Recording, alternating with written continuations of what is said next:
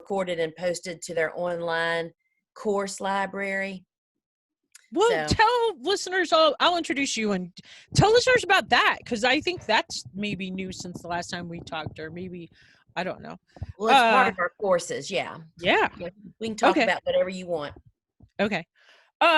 Welcome to the Green Organic Garden. It is Friday, August 21st, 2020. I have the most amazing guest on the line. She was guest number 2. She came back again after that, and she wrote a third book called Vegetables Love Flowers. The amazing Lisa Ziegler is here to dazzle you today, and so I'll be quiet. And welcome, Lisa. Thank you for coming today. Thank you so much, Jackie. It is so my pleasure to be here. And really, I do remember now that I was number 2. That was a long time ago, wasn't it? Oh my goodness. I've been thinking about that so much lately because like I don't know, I've been talking to like some new podcasters, and I always have this story that when I first started, I could not figure out how to record the guest from September until like January. And I was like so waiting, and you were so patient with me, and I had asked you to be a guest, and it wouldn't work and it wouldn't work. And then like, because podcasting has become so easy now, like anybody can have a podcast. I mean, like Anchor, like you just go, you download the app and talk into it, and they like put it out there for you, and it's just so easy. Um, and it was so hard. And yes, you were definitely guest number 2. Anyway, I'm totally off topic there again. Well, welcome back.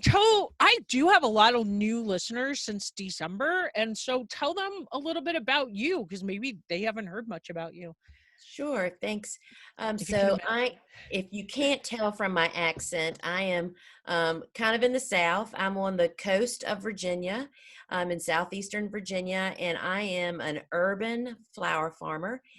My little 3-acre farm is right in the middle of the city. Literally, I'm surrounded by 200,000 residents. And my place, although my first half of my career, I only had 1.25 acres totally, including where my home was. That's now up to almost 3 acres. And I have no hoop houses. Everything I do is grown outdoors in a garden or a field. And, I started farming in 1998, like so many other people, after reading Lynn Basinski's book, The Flower Farmer, and just hit the ground running. Because I'm such a follower, meaning I really followed her instructions, I think it helped me to be successful right out of the gate. And when you're successful out of the gate, it helps you just to keep on going after it. Not everybody is like us, Jackie, where you were talking about how you kept trying and trying with your podcast. Some people just throw in the towel, and I understand that. But then there's people like me and you that just keep bulldozing after it. And but for me in the flower farming, my first customer ever that I had just really took me under his wing and ushered me right into this business. And then I just ran with it. And my business has really changed over the years. I started teaching and doing lots of programs and speaking to groups, and that led to a book deal. And then I started writing books and speaking even more and traveling. And during that time, I launched an online garden store called thegardenersworkshop.com, where I just sell the same tools and seeds and supplies that I actually use in my gardens, and the same seed varieties. We do not save seed. We just buy extra from the seed houses and package them with our instructions, and offer those to our folks that are looking for great cut flower garden seeds. And then about 3 years ago, I launched online courses. I built my own first course, and it's such an undertaking and needs such an admin support that I knew that I wanted to have higher level courses, for people to be able to build their business. And so I began publishing online courses for other flower farmers in the industry, people that I've connected with and known for years and know they're awesome teachers and instructors, and wanted to publish, kind of like being a book publisher. I just do it for online courses. And that has just really mushroomed. And our business is now being built on, we are often offering online courses that are to start businesses based on flowers, whether you want to be a flower farmer and build that business, a farmer florist. And now we've even offered, have coming out this fall, florist school online, which is all about design studio, Ellen Frost, and she only uses locally sourced flowers. So she's like, it's just amazing. So that's been kind of how we've evolved through the years, and it's just pretty awesome. I just absolutely love what I'm doing. Oh, I love everything that you're doing too. Like I laugh because you say that we persevere, but like I have not persevered with my Lynn Basinski dreams of becoming a flower farmer. I'm totally struggling, and I didn't even hardly grow any sunflowers this year. I have like less than a dozen sunflowers. And I just want to be a better, like I don't know. Anyway, tell us about the courses. Sure. So what started out, so 2018 is when I launched the first course, which was Flower Farming School.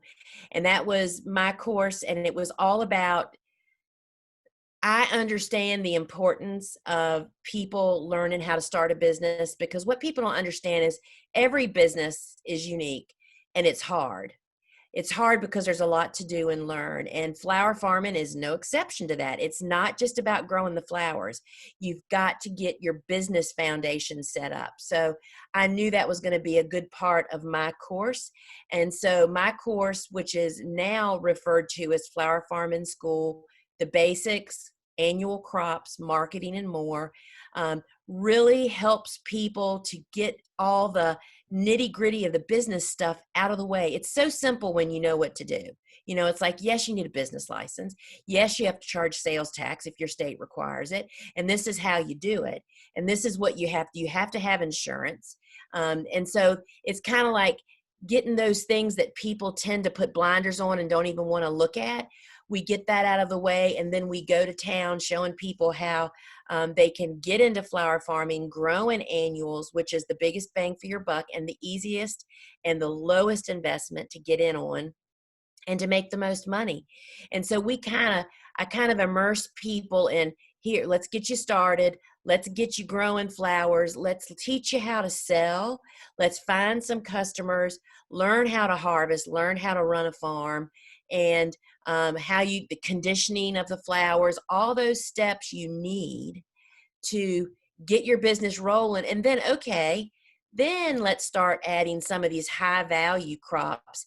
And that's when I asked Dave Dowling if he would be interested in doing a course, because I knew he's like a walking encyclopedia. If anybody doesn't know Dave Dowling, he was a farmer for over 20 years, the president of the Cut Flower Association for many years and other jobs.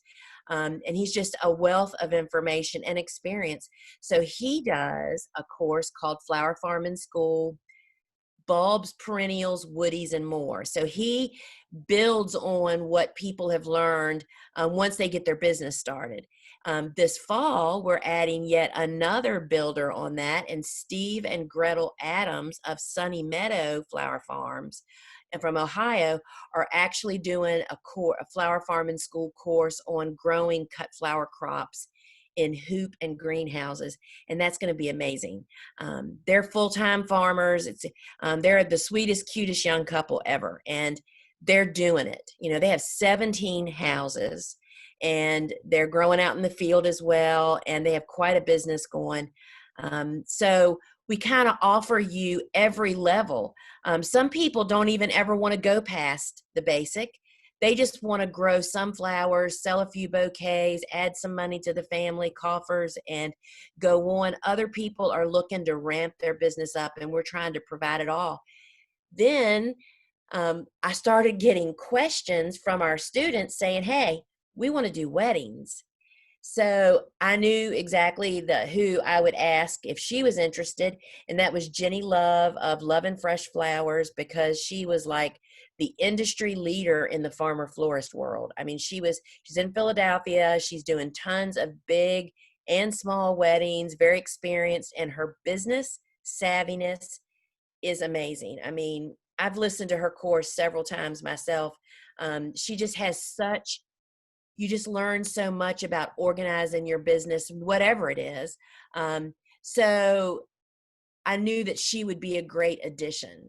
to our lineup for people to be able to make the most money that you want to make from growing your own flowers. Obviously, doing events, doing the flower events, the flowers for events, sorry, is the most dollar per stem that you can get. And so I knew that was going to be a really great one. And then we added Ellen, I mentioned already, the florist school online. Ellen Frost, for anybody that is not familiar with her, she's in Baltimore and she owns a design studio. It's not a classic flower shop where you walk in to order flowers. She has got a design studio, which is really not open to the public, where they do a lot of events, both weddings and those types of events. But she also, I don't know how to explain it, but I say to folks, Ellen's business model is what I think most people that want to get into the flower shop business think a flower shop is about. You know, she does events with her customers. They have flower book clubs. They have flower arranging war contests. I mean, she has built this amazing business, but she only uses flowers that are grown within 100 miles of her shop year round. And so her business model is just absolutely amazing. And she has actually cultivated farmers and helped them because she needed them. And we're really excited. All of those classes, all the registrations typically are open once a year, and all except Dave's bulb class, which they're actually in school right now. All the registrations are open. October 1st through 5th is my course and Jenny Love's Farmer Florist. And then mid-November, the registration is open for Flower Farming School, Growing Cut Flower Crops and Houses, and Florist School online. Both of those are mid-November. But anybody that has questions, they can go to thegardenersworkshop.com and go to the online course page. All the courses are listed there. And there's even a little calendar you can click on at the top to kind of show you all the dates of when school runs and when registration opens, because I know it's very confusing. But that's it in a nutshell. That's kind of all the different courses that we offer, and they're kind of rolled out because I find that, I don't know, Jackie, have you ever taken an online course? I love online school. Yeah, I mean, so a lot of people, because I didn't know about online, I mean, I literally, this is so funny, I learned how to build online courses by taking an online course.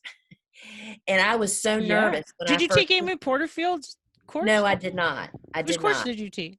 Can I I took ask? Teresa Lowe's, and I'm not Oh, sure that she even does it anymore because she's now a big coach for CEOs, digital CEOs. She is my business coach as well. Um, and anyway, so I took her course, and I didn't know what to expect. I was so afraid when it started that I actually, because I have a crew of folks that help me in my business. I made a couple of them hang out later that day to make sure I could figure out how to get on when the class started. I mean, it was like, that's how intimidated. I mean, people think I'm so confident, right?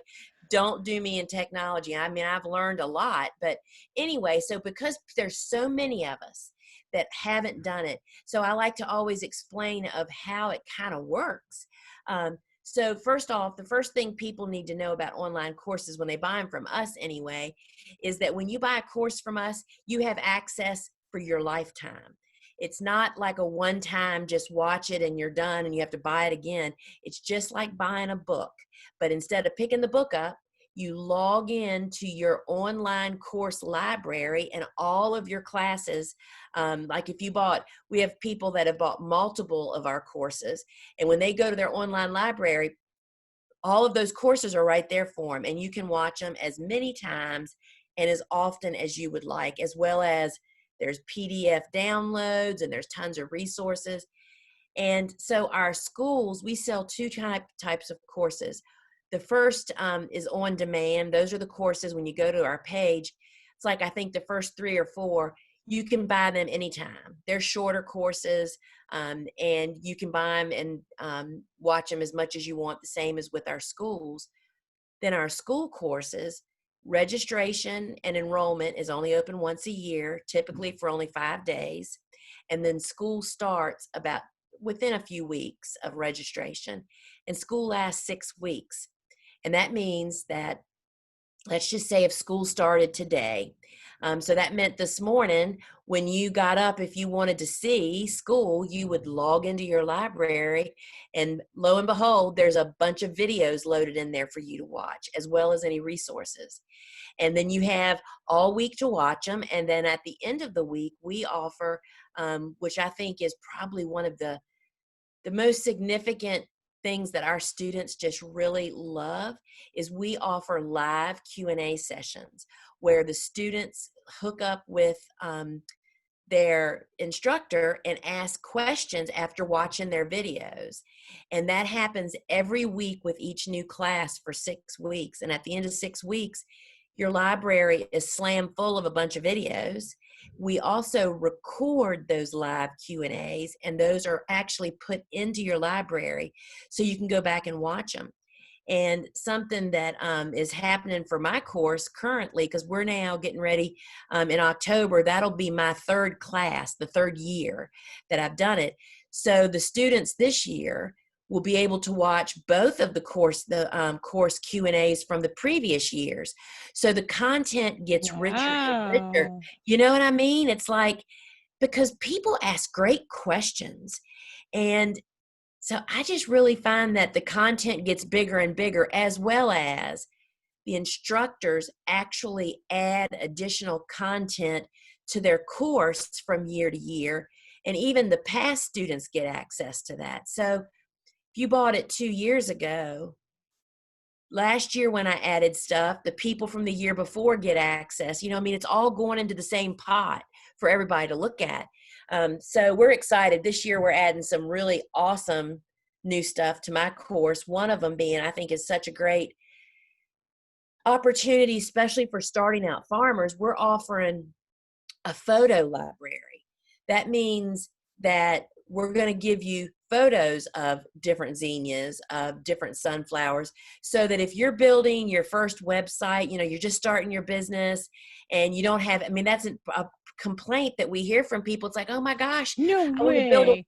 Oh you my know, I gosh. mean, it's, When I first started my show, I was like, maybe I could put like a stock library because I have so many thousands of pictures, and that could be like my free thing for people. Like way yeah. back, I always thought that. Then that's really a thing. I never did it. I should have done it. That's Well, but amazing. it's so much more. I mean, as everything is, you have to have a platform to put them on that people can get it from. I mean, it's, Yes. so anyway, so we are adding a flower library for our students to use to help them get started, to promote themselves, and to show their customers, you know, what they're growing. And we're doing some marketing sessions and building emails. And, you know, with the COVID pandemic, Jenny Love just added an amazing 4 video bonus series to her course, which were actually, people can request it, and she has been offering it, and she will for the next couple of weeks, offering it free to anybody that wants to watch it. And it's about how, you know, I mean, she does like big high dollar weddings, and when the virus broke out, her business, I mean, they all canceled. Literally. I mean, in like a week, she just watched her business evaporate, as every other event florist had happened. And so these sessions are about how she has pivoted and what she's doing differently. And so we're trying to add to our courses what to do. I mean, this is a horrible thing, the pandemic, right? But stuff like this happens in business, and you have to have tools to use to manage and to get through it. And so we're adding information to our courses to help people even through this, you know, troubling time. Oh my gosh. Right before, like, I was pulling in the driveway and I got an email from a parent. I had one of my students last year who started a wedding business this year. Like, they had bought this place that they thought was going to be a farm. And then I don't know, somehow like everybody loved and people wanted to have weddings there. And she was booked for this entire summer. It's her Yeah. first summer.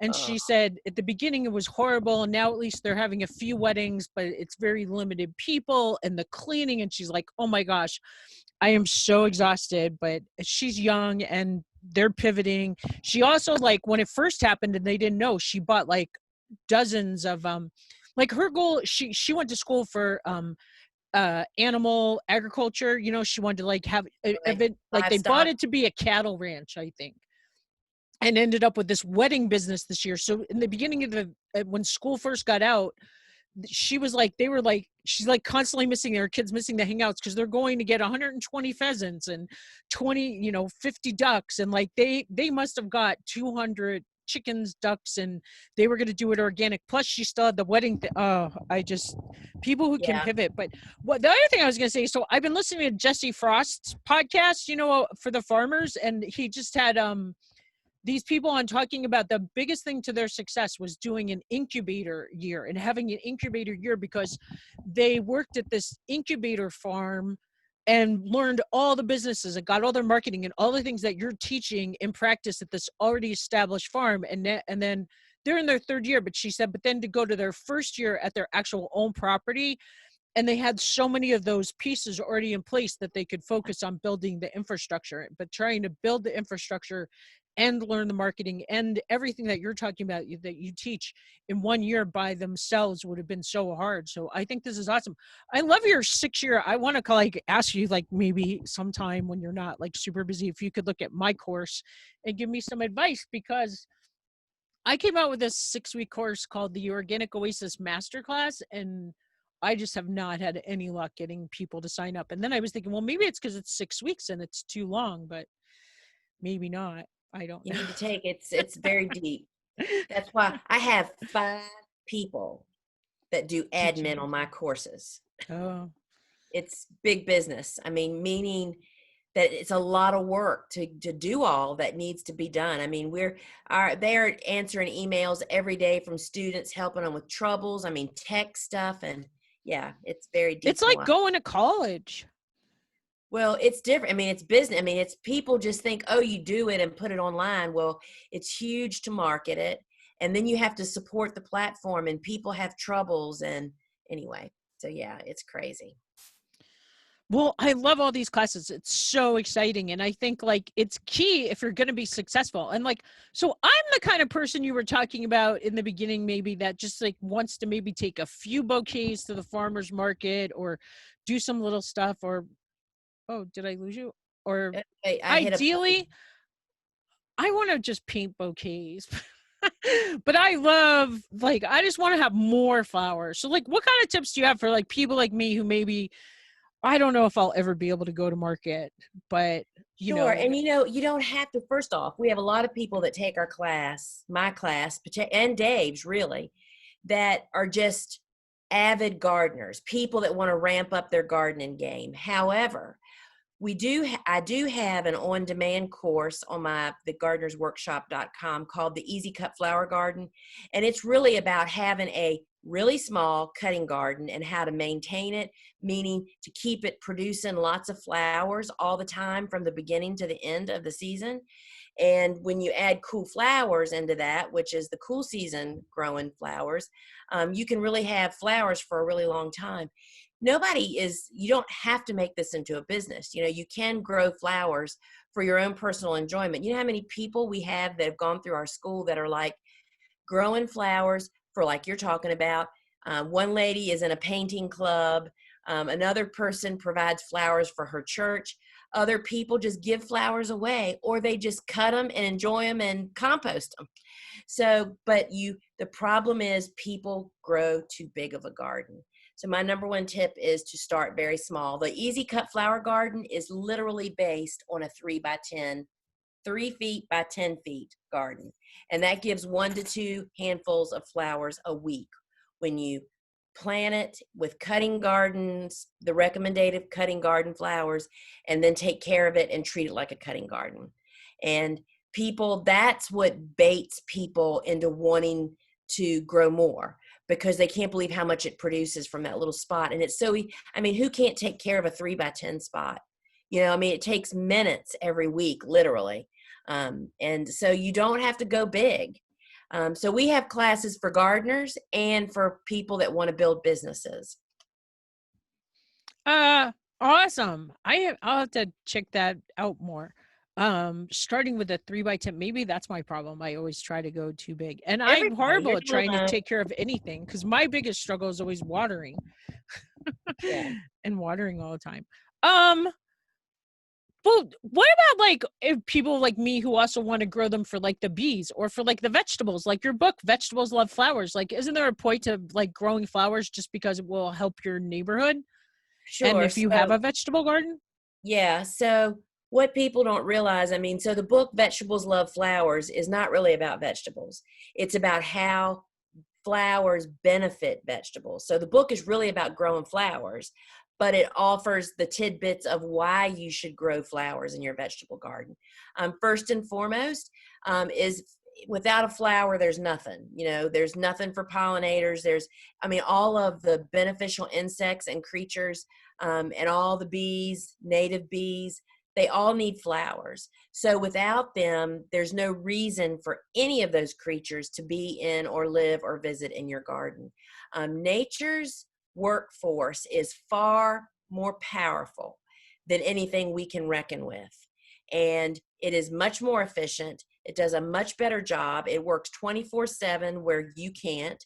And the number of vegetable gardens that, and especially when I was writing that book, it was so interesting to me how many men, I don't want to pick on guys, but I'm thinking of old retired guys, of which my husband is like in that group, so I can say this, um, that have these immaculate, amazing vegetable gardens. But yet they're still, you know, they're like thinking organic is crazy. There's no way I could grow without using products, is what they're, you know, saying. And I go to their gardens and it's like there's not a flower, there's lawn, and there's a vegetable garden plopped in the middle of it. And I say to them, I mean, why in the world would a bee or any beneficial creature even come this way? Yes, your vegetables do bloom, but not nearly enough to attract and sustain these creatures coming and staying in your garden. So flowers are an essential piece of the organic system that the world was based on. And if you want to keep that system going, you have to have a constant flow of flowers. And the only way to do that, that's why Vegetables Love Flowers is a perfect book, because it's all about why you should put a cutting garden in the midst of your vegetable patch. Because when you treat a flower garden like a cutting garden, that means you're constantly harvesting and cutting it, which means the plants are constantly regrowing and bringing up new flowers. And so, because here's the classic story that I hear. Well, I planted marigolds once. I said, well, how big's your garden? Oh, like 50 by 20. Big. That's a big garden. I said, oh, you did? They said, yeah, I put one pot of marigolds in, but like after 3 or 4 weeks, the blooms were gone. You know, it's like in spring when everybody's pumped to grow, people plant a few flowers and then they just leave them, and that's the end of the story because they get consumed with their vegetables. But in fact, by putting a small cutting garden in the midst of your vegetable garden and tending it alongside your vegetables and cutting the flowers, which makes the plants constantly reproduce, there's plenty for you, plenty for the bees. You're not leaving flowers in the garden. You're constantly cutting the garden clean, but there's always new flowers coming along. Um, and it just is the basis of an organic garden. You can basically not organic garden truly, because we use no products. We don't even use organic products in our farm. I mean, we use organic fertilizer, but we don't use organic pesticides at all. And so, and we don't find it necessary, and we grow perfect blossoms without it. So flowers are at the root of everything. Hey, I bought some nematodes yesterday. Do you use nematodes? I feel like I No, hear everybody talking about adding nematodes. no, I don't. Uh, Go ahead. No, I was gonna say we pretty much don't use anything. I mean, we take care of our soil and build it and add tons of stuff and do soil tests every year to make sure it's in balance and grow lots of flowers, and anything that is a real pest problem, we don't grow those types of things. And so I haven't faced a problem to need to get nematodes, but no, I've never done that. Cool. Well, we haven't either. Mike's like, what are you buying and what do you want to do with that? But I feel like all these soil people keep telling me that's what I should do. Uh, Are they so I was selling gonna nematodes? No, as a matter of fact, I'm struggling to be like to get them to be like give me like a actual. Well, the one person I talked to, she's like, "Well, go to the Box of Rain that's stored near you," and I was like, "But I want a place to order them online." She's like, "Well, just go to Amazon. Any of those will be fine." And so Huh. then I went to the Box of Rain store yesterday and finally bought them there. But um, I'm just curious about I don't know, like that's kind of how I'm like nervous about putting something into the system that's never been there before. Mike feels like we've always been super productive, but also like my kale is covered in bugs and I don't care, but I feel like if I was ever going to try to sell that kale, I can't have these bug bites. Like I do not really have a leaf of kale that doesn't have bug bites in it right now. Well, but nematodes isn't going to help that. And that's why we use row cover. I mean, you protect your crops from the pests. That's a pretty basic organic step in protecting all the brassicas, all the, anything that gets those, the moth lays eggs on your kale and then the babies are born and they're caterpillars and that's what's putting holes in your leaves probably. And that would be, you can use BT, but that's not even necessary. So we row cover to prevent that whole process from happening. Okay, and when you say row cover, like from like the day I put the seeds in the ground, I would have had Yep. row cover over it the Yep. whole time. Yep. It's too late to put the row cover over it now, right? Correct. You've already got the bugs. Okay. All Yep. right. Well, I have row cover because of you, because you told me what to buy and where to get it, and I got it, and I even have it protected in special cans now, finally. And yeah. Well, anything else you want to share with us? This has been awesome. Well, thanks. Yeah, I mean, they can find me. I mean, I'd love to connect with folks on Facebook and Instagram, Gardener's Workshop Farm, and I do lots of live broadcasts. That's the way people can ask me questions and connect with me directly. And the gardenersworkshop.com is where it's at, and we're actually launching a podcast will be coming out later this year. You are? Field and Garden, Yay! yeah. Yeah, Awesome. yeah, Field and Garden, which is the name of my blog, and we're just adding another component, and really going to do a lot of talking about business and farm business, and just really to support our students even in another way, and so it's pretty exciting stuff. And we actually are in the midst of moving. Everybody else is downstairs. We just bought a commercial building to move our warehouse, our fulfillment center for an online garden store off of the farm because it's kind of like growing out of its bounds. And so we just have a lot of exciting stuff going on. And I'm actually going to be doing a Facebook Live. I do it on Fridays called Meet Me on the Porch. I'll be doing it 4 o'clock. On most days, it does change the time on Fridays. Anyway, so it's a lot of fun. I love connecting with our people, the gardeners and farmers. And you are just a wealth of knowledge. And thank you so much for sharing everything with us today. My pleasure. Thank you for having me. Okay. Uh did I Oh, there's the record button.